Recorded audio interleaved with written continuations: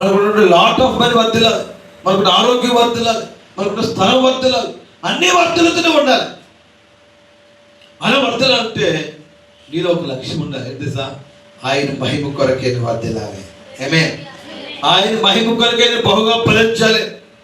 ఇప్పుడు నా కొడుకు నాకు ఇచ్చావు, ఎవరు లేనప్పుడు నాకు నా భర్తకు మేము ఉన్నప్పుడు ఒక కొడుకుని ఇచ్చావు. ఆ కొడుకు నీకు మహిమ కొరకే పెంచుతున్నానయా, పెంచండి, నా కుమారుని వర్తించే అని చెప్పేసి నీ కొడుకుని దేవునికి అప్పగించాలి. ఎంతమంది తల్లిదండ్రులు ఉండే బిడ్డలు దేవుని మహిమ కొరకే పెంచుతున్నారు? మీ స్వార్థాలకి అది బాగా ఎదిగితే అంత అభివృద్ధి చేస్తాడు, డబ్బులు సంపాదిస్తున్నాడు, మనం హ్యాపీగా ఉండొచ్చు అనుకుంటున్నా. కానీ నా కొడుకు వలన దేవునికి మహిమ రావాలి కాబట్టి నా కొడుకుని దీవించే ప్రభాని ఏ తల్లి ప్రార్థిస్తుంది, ఏ తండ్రి ప్రార్థిస్తారు? మంచి కుమారులు ఇచ్చాడు చాలా మందికి, మన సంఘంలో అందరికీ కుమారులు ఎక్కువ. ఏమండి, అలాంటి కుటుంబాలు మీ బిడ్డలు ఏ విధంగా ఎదుగుతారు గమనించండి. ఇక్కడ మీరు బహుగా ఫలించడం వలన నా తండ్రి మహిమపరచబడను. హల్లెలూయా. మీరు బహుగా వర్ధిల్లడం వలన నా దేవునికి మహిమ. ఎస్, మన అత్యంత ఈ లోకంలో మనం జీవిస్తున్న సమయంలో అత్యంత ఆశీర్వాదకరం ఏంటి సార్? మన దేవుడు మనకి ఇచ్చిన ఊపిరిని దేవుడిని మహిమపరచిన గొప్ప దేవుళ్ళు. నీ మాటలతో, నీ చూపుడుతో, నీ క్రియలతో దేవుని మహిమపరచాలి. అలా మహిమపరిస్తే నీవే గొప్పగా ఫలిస్తావు. హల్లెలూయా. దేవుడిని ఫలిస్తూనే ఉంటావు. అది లేకుండా నీ ఇష్టానుసారంగా జీవిస్తే, దేవుడి చేతికి కానీ దేవుని కాలంలో కానీ ప్రార్థన రాకుండా నీ ఇష్టానుసారంగా జీవిస్తే నీలో ఫలిమల్పై బ్రతుకుండదు. నువ్వు వర్ధిల్లవో, ఉద్యోగం వచ్చిపోతుంది, మళ్ళీ ఉద్యోగం ఎత్తుకుంటావు, మళ్ళీ ఉద్యోగం వస్తుంది, మళ్ళీ ఉద్యోగం పోతావు. అందుకే నువ్వు ఉద్యోగం సైతం నువ్వు వర్ధిల్లాలంటే నువ్వు దేవుడు. అందుకే ఈరోజు దేవుడు మనతో నీతో నాతో మాట్లాడుతున్న అంశం ఏంటంటే వర్ధిల్లే గురించి మనం నేర్చుకుందాం. వర్ధిల్లుతా.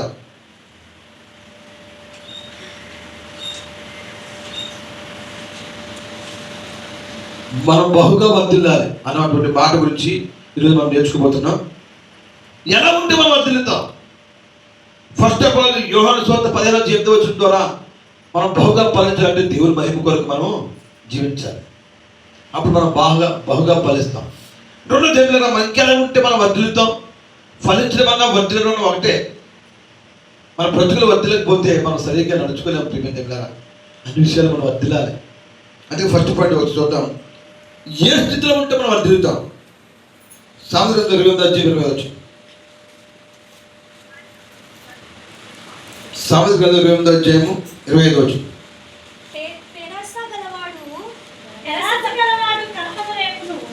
పెరాస గలవాడు కలకల రేపును,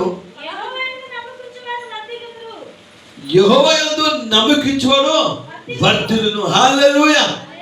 కాబట్టి దేవుడా, ఈరోజు మనం మన జీవితంలో దేవుని యందు నమ్మకము కలిగి జీవించాలి. ఎందుకో తెలుసా? మనం బహుగా వర్ధిల్లాలంటే, మనం బహుగా ఫలించాలంటే, మామూలుగా ఫలించదండి, మనం బహుగా ఫలించాలి. మామూలుగా జీవించడం కాదు, బహుగా జీవించాలి. అలా జీవించాలంటే నీవు, నీ భర్త, నీ కుటుంబం యెహోవా యందు భయభక్తులు కలిగి ఉండాలి. హల్లెలూయా. నమ్మిక ఉంచాలి. నమ్మిక ఇచ్చినప్పుడు మనము వర్ధిల్లుతున్నది సామెతల భక్తులు తెలియజేస్తున్నాడు. మనం చూసినట్లయితే దగ్గర సామెతలు 14:11 చూద్దాం.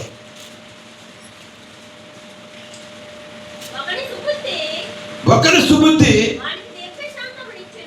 వానికి దీర్ఘశాంతమునిచ్చును, తప్పులు క్షమించుట.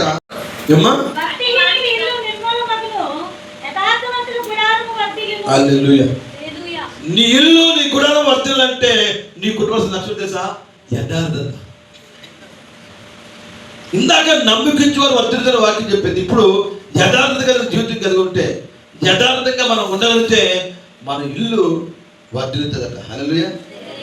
అసలు ఇల్లు వర్ధిల్లడం ఏంటండి? ఆలోచిస్తారా? మన గుడారం వర్ధిల్లుతుందట. గుడారం వర్ధిల్లడం ఏంటి చెప్పండి? మన గుడారం వర్ధిల్లడం అంటే దేవుని సన్నిధి ఆ గుడారంలో ఉంటుంది. హల్లెలూయా. యథార్థవంతులతో దేవుని సన్నిధి ఉంటుంది దేవుళ్ళరా. అందుకే ఈరోజు నీతో నాతో మాట్లాడే సన్నిధి ఏంటంటే మనం వర్ధిల్లుట అనే అంశం గురించి మాట్లాడుతుంది. కాబట్టి మన గృహం వర్ధిల్లాలి, మన కుటుంబం వర్ధిల్లాలంటే మనం యెహోవా యందు నమ్మిక ఉంచాలి. మన గృహం వర్ధిల్లాలంటే మనము ఆయన యథార్థంగా జీవించాలి. హల్లెలూయా. నమ్మిక, యథార్థత, ఈ పాయింట్స్ లేకుండా మనము జీవిస్తే మన ఉద్యోగంలో వర్తిల్లాం, మన వ్యాపారంలో వర్తిల్లాం, మన పరిపాలనలో వర్తిల్లాం, మన వ్యక్తిగత జీవితంలో మనకు శాంతి సమాధానం ఉండకుండా ప్రభునందు ప్రియుని బిడ్డ మనము కింద పడిపోయే పరిస్థితి. అందుకనే మనము యెహోవాను నమ్మకించి వారు వర్ధిల్లని వాక్యం చెప్తుంది. కాబట్టి ఈ రోజు నుంచి మనం నమ్మకం కలిగి ఉన్నాం. రెండోది, మన గుణాలు వర్ధిల్లాలంటే మనం యథార్థంగా ఉండాలి. చక్కని మాట అండి. అంటే మన ఇల్లు కూడా వర్ధిల్లాలి. ఇల్లు వర్ధిల్లితే మనం వర్ధిల్లిపోతాం. గుణాలను సౌఖ్యంగా సంతోషంగా ఉండాలంటే మనం ఆ గృహంలో నివసిస్తూ యథార్థంగా ఉండగలగాలి. హల్లెలూయా. యథార్థంగా ఉన్నవారు చుట్టాడండి దేవుని దూతలు ఉంటాయట, దేవుని దూతల గృహంలో ఉంటాయట. అని బట్టి అన్ని విధాలు బట్టి 4 వైపు నుంచి ఆ కుటుంబం ఆ గృహం వర్ధిల్లుతూనే ఉంటుంది. హల్లెలూయా, హల్లెలూయా. చాలా మంది గృహాలు దేని ద్వారా కొత్తగా కట్టించుకుని రకరకాలు కట్టించుకుని అందులో నివసించలేకుండా ఉన్నవారు చాలా ఉన్నారు. అంగరంగ వైభవంగా ఏమండి గృహప్రవేశాలు చేసేసి ఆడ తాళాలు వేసుకుని ఉండడమో, లేకపోతే ఎవరికి అద్దెకిచ్చుండడమో. కళల ప్రపంచం ఏదే, నా కొడుకు ఎక్కడ ఉండాలి, నా కూతురు ఎక్కడ ఉండాలి, నేను ఎక్కడ ఉండాలి, నా భార్యను ఎక్కడ ఉండాలి, టీవీ ఎక్కడ, అన్నీ ఆ కళతో కట్టిన గృహం ఏది. కానీ ఇది మాత్రం గృహంలో నివసించట్లేదు, అద్దెకిచ్చేసి వాళ్ళు బయట ఇంట్లో ఉంటున్నారు. వేరొకరు వచ్చి ఆ ఇంటిని అనుభవిస్తారు. నీది నువ్వే అనుభవించాలి. హల్లెలూయా. నీకు నీదే అద్దెకి ఇచ్చేసారంటే వారికి ఏదో సంథింగ్ లోటు ఉంది కాబట్టి అద్దెకి వారు బయటకు వెళ్ళిపోయారు ప్రపంచంలో. అందుకే నీ గృహం కూడా వర్ధిల్లాలి. నువ్వు కట్టుకున్న గృహము సంతోషంగా, సమాధానంగా, ఆనందంగా ఉండాలి. నువ్వు ఆ గృహంలో నివసించాలంటే నీ గృహము కూడా వర్ధిల్లాలి. అలా వర్ధిల్లంటే నీకు కావాల్సిన లక్ష్మిని యథార్థత. వింటారా? యథార్థంగా ఉన్నారు. చెప్పాలి, యథార్థంగా. నేను ఇంకో మాటలు చెప్పాలంటే భార్యాభర్తలు ఇద్దరిని ఒకటి చేసిన ఒక కుటుంబం అంట, అది గృహం అంట. ఆ కుటుంబం వర్ధిల్లాలంటే, ఆ కుటుంబంలో ఉన్న బిడ్డలు వర్ధిల్లాలంటే ఆ కుటుంబ యజమానురాలకి ఆ యజమానుడికి ఏముండాలండి? యథార్థత ఉండాలి. హల్లెలూయా. ఆ యథార్థత ఉన్నప్పుడు ఆటోమేటిక్గా ఆ గృహం వర్ధిల్లుతూనే ఉంటుంది. దేవుని వాక్య ప్రకారం మనం బ్రతకాలి, దేవుని వాక్య ప్రకారం మనం జీవించగలగాలి. అప్పుడే మనము వర్ధిల్లుతాం.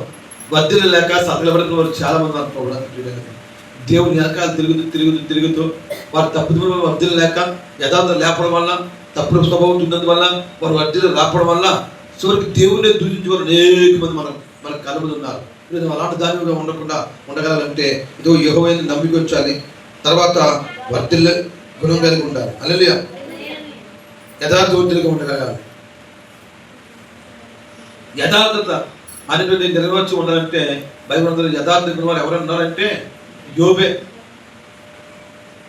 కష్టంలో యథార్థంగా ఉన్నాడు, బాధల్లో దేవుని పట్ల యథార్థంగా ఉన్నాడు, అన్ని ఉన్నప్పుడు యథార్థంగా ఉన్నాడు, ఏమీ లేనప్పుడు కూడా ఆయన యథార్థంగా ఉన్నాడు. యథార్థతను విడిచిపెట్టలేదు. హల్లెలూయా. యోబు భక్తినే యథార్థత గురించి. అలాంటి యథార్థత కలిగి ఉంటే కోల్పోయి మరి యోబు గృహం మళ్ళీ వర్ధిల్లింది. హల్లెలూయా. నేను వర్ధిల్లాలి. ప్రభువుని ప్రియ బిడ్డ, నీ గృహం లేదా? గృహంలో నివసించలేకపోతున్నావా? ఆ గృహం నీ చేతికి దక్కాలంటే నీలో ఉన్న క్వాలిటీస్ యథార్థత కలిగి ఉండగలగాలి.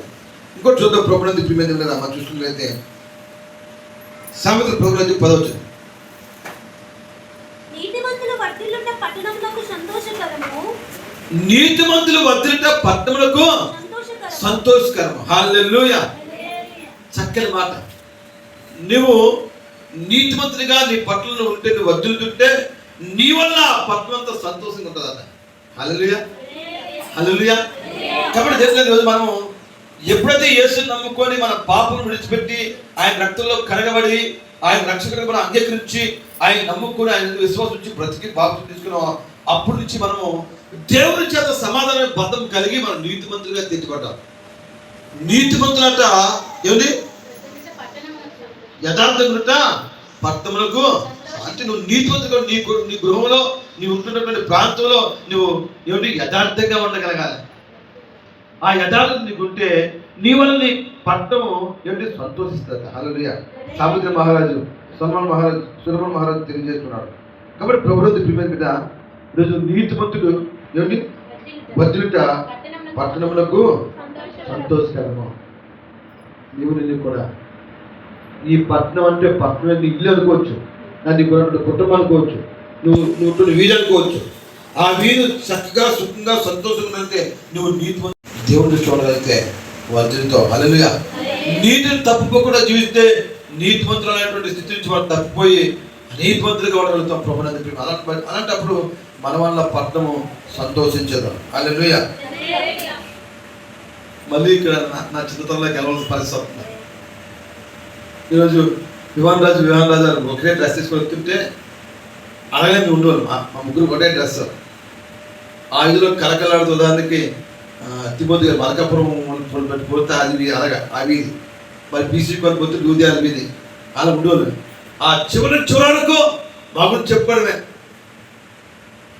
ఎప్పుడు బయట కొట్టగలను, పాటలు పాడము, ప్రభుత్వం స్థితించడము, అలా చల్లడం తిరగకుండా బుద్ధి కలగడం అన్నది సంతోషంగా. అది బట్టి మా వల్ల పట్టణంతో వదిలిపోతూ ఉండేది. అందరూ ప్రభు నమ్ముకోవడమే. ఫస్ట్ ఇంటి నుంచి చూడండి వరకు ప్రభు నమ్ముకొని అందరూ దేవుని దగ్గర రావాల్సిందే. నువ్వు ఉన్నావు, నీ మీద ఉండే కదిలించలేకపోతున్నావు. దానికి కారణం తెలుసా? నువ్వు సరిగ్గా దేవుని పట్ల నీతిగా జీవించలేకపోతున్నావు, నీతిగా బ్రతకలేకపోతున్నావు. కొన్ని విషయాల్లో వారిలో నీ యొక్క అనీతిని చూసి ఇంతేనా అని నిన్ను తప్పట్టేసి వారు నీ జీవితం బట్టి వారు ప్రభావం పొందలేకపోతున్నారు. కాబట్టి నీతివంతుడు వర్ధిల్లుట పట్టణములకు సంతోషము. నువ్వు ఉన్న గ్రామంలో, నువ్వు ఉన్న వీధిలో నువ్వు నీతివంతులలో కాబట్టి వర్ధిల్లితే నీ వల్ల ఆ ప్రాంతం అంతటికి సంతోషం కలుగుతుంది. హల్లెలూయా. ప్రభు ఇంకొకటి చూద్దాం. దేవునికి మనం చూసుకున్నట్లయితే 1వ సమూయేలు గ్రంథం 5వ అధ్యాయం 10వ వచనం. 2వ సమూయేలు గ్రంథం. దావీదు అంతకంతకు వర్ధిల్లును. సైన్యములకు అధిపత్యకు యెహోవా అతనికి తోడుగా ఉండెను. హల్లెలూయా. ఎవరి అధ్యాయంలో మనం చూస్తే 5వ అధ్యాయం 1 నుంచి 10 వచనం చూస్తే వర్ధిల్లకి ముందు కొంతమంది జనాంగంతో దావీదు అవమానపరచబడ్డారు. ఆ ప్రజలందరూ దావీదుని అవమానం చేశారు. ఏమీ చేయలేలే, ఏమి అనలే, ఇక్కడ రాలేడులే, శాతగాని వాడే అని అక్కడ కొంతమంది మరి ప్రజలు యోగు దావీదు భక్తుడిని ఇంటిగా చదువుకోండి. 2వ సమూయేలు గ్రంథం 5వ అధ్యాయం 1 నుంచి 10 వచ్చినారు. ఆ అవమానం వచ్చిందండి. అవమానం వచ్చిన తర్వాత అక్కడ ప్రజలందరూ కూడా ఆ భక్తుని చేత నిబంధన కలిగి రాజుకి అభిషేకించారు. రాజానికి వ్యక్తిదంతా అతనికి మంచి గంట వచ్చింది సార్. ఆ ప్రాంతానికి దావీదుపురం అనే పేరు కలిగిందండి. ఎప్పుడైనా అవమానపరచబడిన తర్వాత నీకు నాకు కనుక ఒకవేళ అలాంటి అవమానం వస్తే ఏం తెలుసా? ఇంత మంచి జీవితాన్ని దూషించుకొని ఇంక నా బ్రతుకు లేదని చెప్పేసి ఏదో తప్పు నిర్ణయం తీసుకొని మధ్యాంతరంగా దేవుడు దూషించడం, లేకపోతే నీ కుటుంబాన్ని వదిలేని చేసుకొని ముగించుకునే పరిస్థితి. కానీ భక్తుడు ధైర్యంగా ఉండే ఏమే దేవుడి సంకల్ప ప్రకారంగా రాజు అయిపోయాడు. రాజు అయిన తర్వాత కదా ఏమిటి ఆ పట్టణంలో నివసిస్తున్నాడండి. నివసిస్తుండగా ఆ పట్టణానికి దావీదుపురం ఒక వ్యక్తి పేరు ఆ పట్టణానికి పేరు పెట్టుకోగలిగారంటే ఎంత గొప్పడండి దావీదు భక్తుడు. అవన్నింటినీ చూసి ఆయన అంటాడు, దావీదు అంతకంతకు వర్ధిల్లును. హల్లెలూయా. ఎలా వర్ధిల్లు తెలుసా? ఎవరు చేస్తారు తెలుసా? ఆ పట్టణములకు ఆ దావీదుపురం పేరు పెట్టగలిగారు. ఇలా వర్ధిల్లుతూనే ఉన్నాడు అక్కడ దావీదు. ఈరోజు దావీదు భక్తుల జీవితం దేవుడిని కలిగి ఉన్నారు. దావీదు దేవుని హృదయానుసారాన్ని దేవుని వాక్యం చదివిస్తుంది. నీ జీవితంలో హృదయానుసారమైన జ్ఞానం ఉందా? మంచి జీవితం ఉందా? ప్రియమైన బిడ్డ, నీ కుటుంబం వర్ధిల్లాలంటే దేవుని చేతులు నిబంధన కలిగి ఉండాలి. దేవుని పని కొరకు నువ్వు తల వంచి కలిగి ఉండాలి. దేవుని పనిలో నమ్మకమైన వ్యక్తిగా ఉండగలగాలి. అప్పుడు అంతకంతకు నువ్వు వర్ధిల్లుతూనే ఉంటావు. హల్లెలూయా. ప్రార్థన అవసరం లేదు, పరిగెత్త అవసరం లేదండి. దేవుని చేతిలో నువ్వు ఉంటే నమ్మకంగా, నేను జాగ్రత్తగా వచ్చానా? దేవుని చేతిలో మనం ఉండగలిగితే, దేవుని చేతిలో ఉండగలిగితే ఆటోమేటిక్గా అంతకంతకు వర్ధిల్లుతూనే ఉంటాం. భక్తుడు దావీదు అలాగే ఎందుకంటే ఈ వర్ధిల్లు ఈ పేరు అనకముందు, ఈ భక్తుడు రాయక ముందు తక్కువ జనాంగంతో అవమానపరచబడ్డాడు. ఎంత మాట్లాడినట్టు, ఎంత దాదాపు ఇలాంటి పరిస్థితి అని చెప్పి కుమిలిపోయి ఉన్న పరిస్థితి. హీరోనే జీరో అంటే ఉంటుంది. చెప్పండి, అది అవును కదా? మాట్లాడదమ్మా. అని అన్నాడు ఇక్కడ. నువ్వేమీ చేయలేవు, నువ్వు అసలు ఇక్కడికి రాలేవు, నీకు అంత దమ్ము లేదు అన్నట్టుగా వాళ్ళ మాటలతో దావీదుని అవమానపరిచారండి. అవమానపరిచిన దేవుని సంకల్ప ప్రకారంగా నిలబడగలిగాడు కాబట్టి ఆయన అంతకంతకు వదులుతూనే ఉన్నాడు. హల్లెలూయా.